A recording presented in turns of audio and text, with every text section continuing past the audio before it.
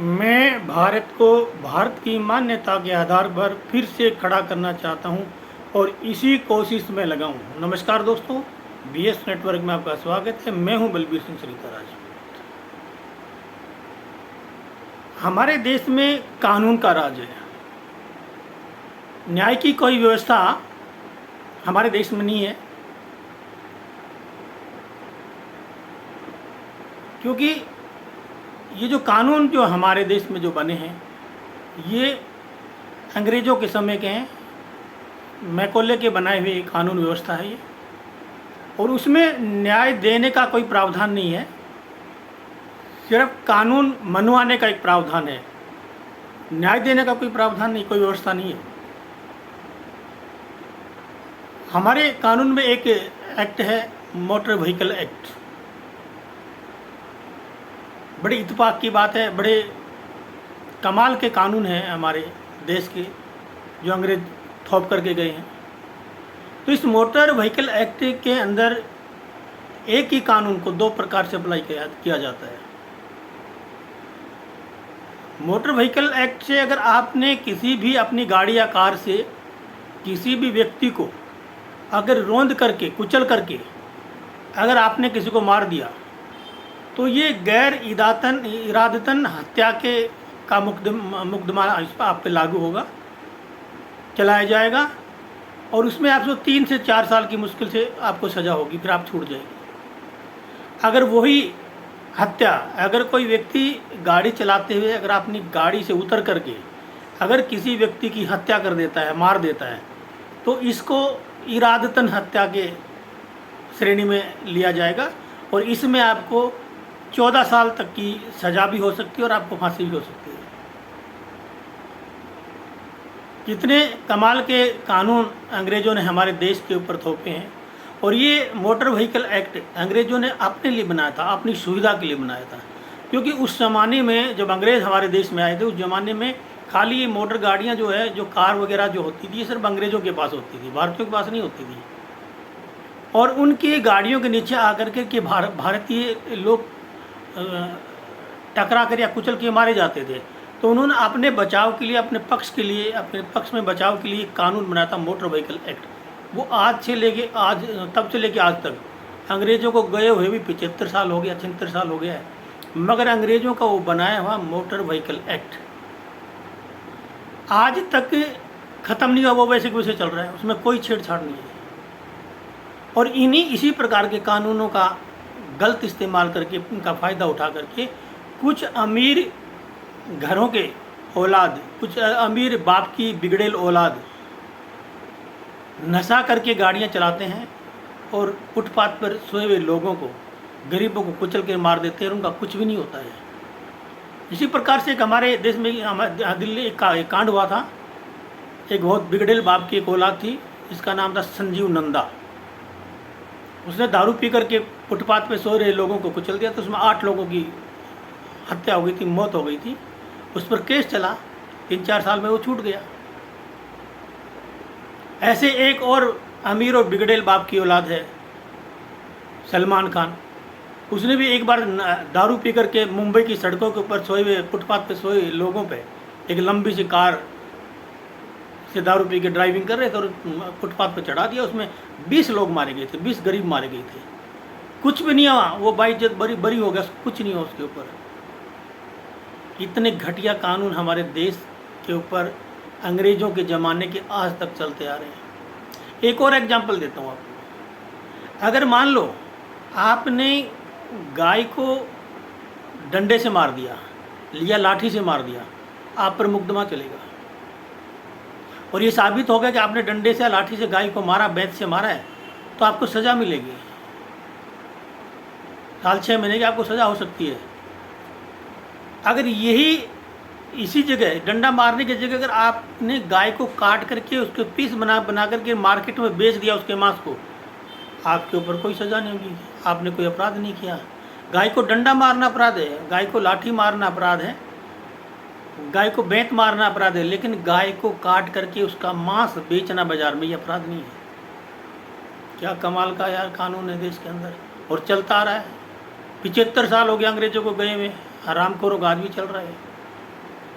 क्योंकि आज भी उस टाइम वो जो गोरे अंग्रेज थे वही काम करते थे, वो उनकी गाड़ियों से कुचल कर मारे जाते थे लोग। आज ये जो काले अंग्रेजों के जो बिगड़ेल बापों की औलाद हैं, जो नशा करके से अनलिमिटेड गाड़ियों को चलाते हैं, तेज़ गति से जो कारों को चलाते दिल्ली की या किसी बड़े बड़े शहरों या छोटे शहर कहीं भी, और वो कुचल के मार देते। कुछ नहीं, ताकि पैसा है, या तो पुलिस से ही छूट जाते हैं पैसा दे के, और पुलिस से नहीं छूट जाते तो 2-3 साल की 3-4 साल की सजा होती है, छूट जाते हैं वो, क्योंकि वो कानून ऐसा बनाया हुआ है। तो जब तक ये कानून देश के अंदर से बदली नहीं होंगे, चेंज नहीं होंगे सारा, और कानून क्या बदली होगा, देश का संविधान भी अंग्रेजों का है, क्योंकि देश में जो संविधान जो बना रखा है देश का संविधान नहीं है, ये केवल गवर्नमेंट ऑफ इंडिया एक्ट 1935 है, जो अंग्रेजों ने हिंदुस्तानियों के लिए बनाया था। गवर्नमेंट ऑफ इंडिया एक्ट 1935 वो भारतीयों के लिए बनाया था, और उसी को पेश करके ऐसे किसी उसी को संविधान में डाल दिया, ये भारत का संविधान बन गया। तो भारत का संविधान अपना संविधान नहीं है। कहने को भारत का संविधान है कि भारतीयों ने संविधान बनाया, लेकिन भारत का कोई संविधान नहीं है, वो ही अंग्रेजों का 1935 का गवर्नमेंट ऑफ इंडिया एक्ट है ही 1935 का, और उसी को संविधान में डाल के उसके ऊपर संविधान का नाम रूप दे दिया, संविधान बन गया। संविधान के निर्माताओं ने इस पर कोशिश, इस पर कोई मेहनत नहीं की। कुछ 2-4 थोड़े बहुत कानून इधर उधर से देशों से ले लिया, फ्रांस से ले लिया, जापान से ले लिया, अमेरिका से ले लिया, 2-4 देशों से थोड़े बहुत कानून ले लिया, वो इसमें ऐड कर दिए। बाकी पूरा का पूरा गवर्नमेंट ऑफ इंडिया एक्ट 1935 इस संविधान के अंदर पूरा का पूरा छपा हुआ है, कोई भी रद्दो बदल नहीं है। क्योंकि हमारे भारत के संविधान के कोमा फुल स्टॉप और गवर्नमेंट ऑफ इंडिया एक्ट 1935 का कोमा और फुल स्टॉप में कोई फर्क नहीं, आप कभी भी देख सकते हैं। तो ये हमारे देश का संविधान नहीं है, इस संविधान को भी बदलने की ज़रूरत है। ये संविधान भी बदलना होगा। ये कानून व्यवस्था, कानून की जो किताबें हैं, इंडियन पिनल कोड भी है, कोड है, या 1861 का पुलिस एक्ट है, 1872 का एविडेंस एक्ट है, ये सारे के सारे जब तक नहीं बदले जाएंगे, जब तक इस देश का कोई भी सिस्टम ठीक नहीं हो सकता है। ऐसे ऐसे कारनामे कर रखे, और आज भी हमारे देश की सरकारें आती हैं जाती हैं, कभी कोई सरकार आती है, कभी कोई सरकार आती है, लेकिन कोई भी इन कानूनों को बदलने का काम नहीं करता है, क्योंकि उनको ज़रूरत नहीं है। अभी कुछ कानून बदले हैं, लेकिन बदले नहीं हैं, वो कॉपी पेस्ट किया, उनके जो चैप्टर है वो आगे पीछे कर दिए।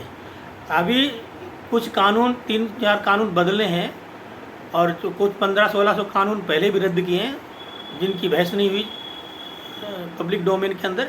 बाकी अभी हाल ही में 3-4 कानून बदले हैं, लेकिन वो बदले नहीं हैं। उनकी जो ड्राफ्टिंग जो कमेटी ने जो बनाई है वो सेम टू सेम है, कोई भी रद्द बदल नहीं है, सब चैप्टरों को आगे पीछे कर दिया है, धाराओं को आगे पीछे कर दिया है।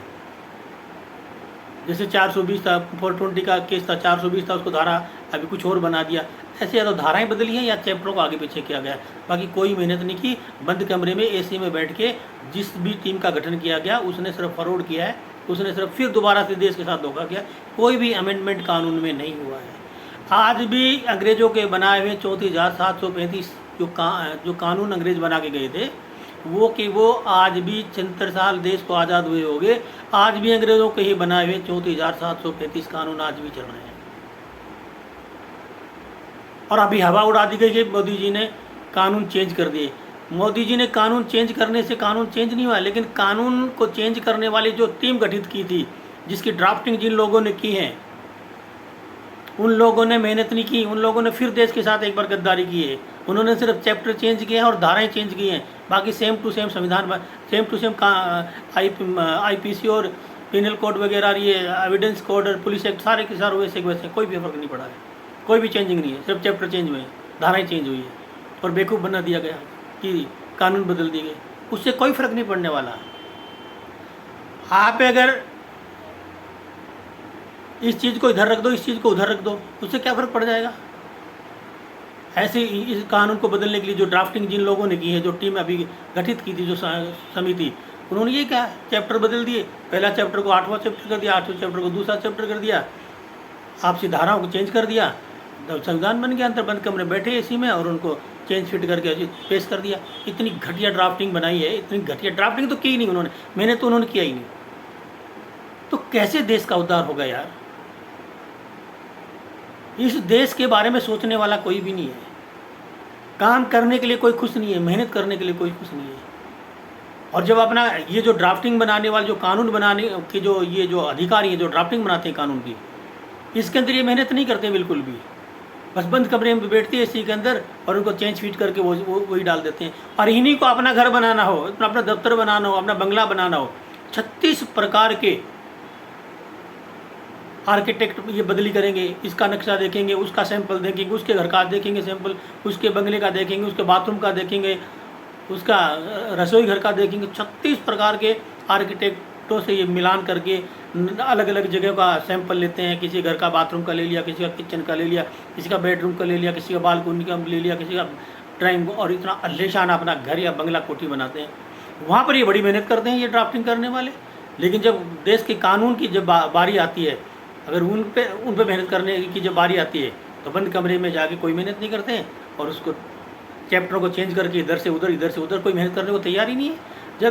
जब देश में ड्राफ्टिंग करने वाले मेहनत नहीं करेंगे तो ये देश के कानून अच्छी तरह से बनेंगे कैसे, सख्त कानून बनेंगे कैसे? और जब सख्त कानून नहीं बनेगा तो देश के अंदर ये जितना भी ये जो हो रखा है, घुसखोरी, भ्रष्टाचार, धर्मांतरण, घुसपैठ, कालाबाजारी, चोर बाजारी कैसे बंद होगी? हो ही नहीं सकती, क्योंकि जब तक कानून चेंज नहीं होगी कुछ हो नहीं सकता। और संविधान को तो पूरी तरह से बदलने की जरूरत है और इस कानून व्यवस्था को पूरी तरह से बदलने की जरूरत है। ये हमारे देश का ना संविधान है, ना हमारे देश की कोई कानून व्यवस्था है, न शासन व्यवस्था है। तो इस अंग्रेजियत को पूरी को उठा करके पूरी तरह से ख़त्म करके नए सिरे से भारतीय कानून व्यवस्था, भारतीय न्याय व्यवस्था, भारतीय कर व्यवस्था, भारतीय शिक्षा व्यवस्था जब तक लागू नहीं करेंगे भारत का उद्धार नहीं हो सकता।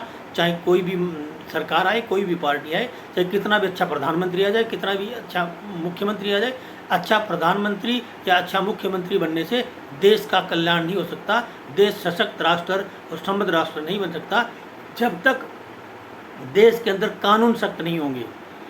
और सख्त कानून नहीं बनाए जाएंगे, पुराने कानूनों को बदल कर नई कानून व्यवस्था नहीं बनाई जाएगी, नई कर व्यवस्था नहीं बनाई जाएगी, जो नई शासन व्यवस्था नहीं बनाई जाएगी, तब तक कोई फ़ायदा नहीं। प्रधानमंत्री जी कितने भी अच्छे हों, मुख्यमंत्री योगी जी कितने भी अच्छे हों, डॉक्टर अच्छा होने से कोई फ़ायदा नहीं होने वाला जब तक दवाई अच्छी नहीं होगी। डॉक्टर बदलने से कुछ नहीं फ़ायदा होने वाले देश को।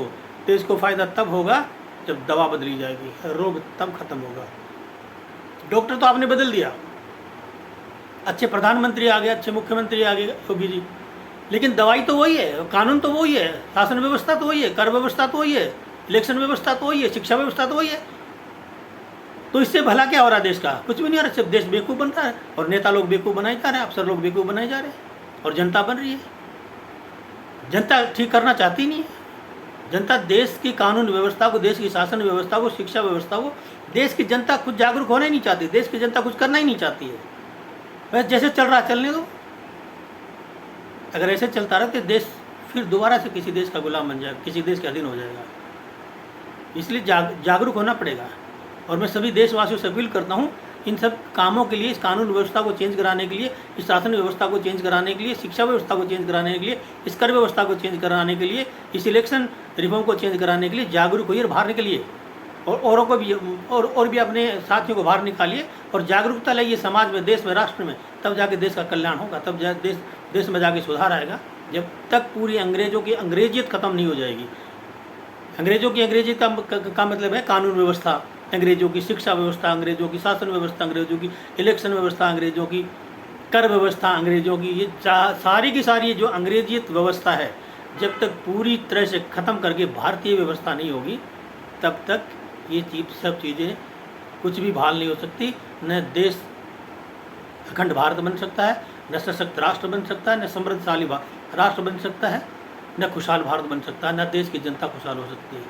तो आज के मैं बस इतना ही, कल फिर मिलेंगे किसी और मुद्दे पर। जब तक मेरा वीडियो शेयर करिए, लाइक करिए, सब्सक्राइब करना ना भूलिए। जय हिंद, जय भारत।